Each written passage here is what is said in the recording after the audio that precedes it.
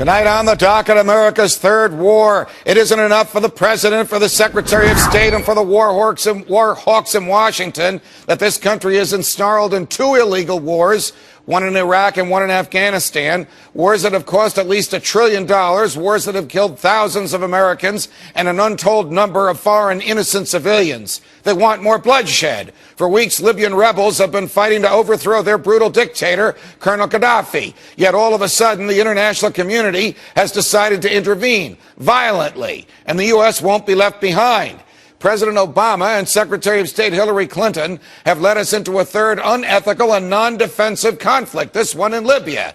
This is unquestionable proof that when it comes to war, there is little difference between Republicans and Democrats. Both parties' leadership are power-hungry and bloodthirsty, as there is no logical, ethical, or reasonable argument, certainly no lawful argument, for our wars in Iraq, Afghanistan, and now Libya.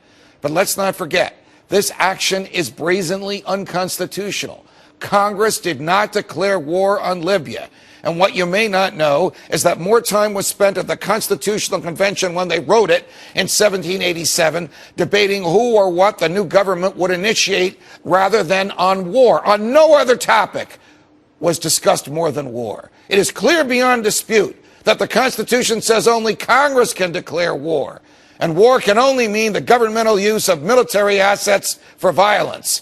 Ask anyone on the ground, even Western journalists, if firing 120 Tomahawk missiles is not an act of war.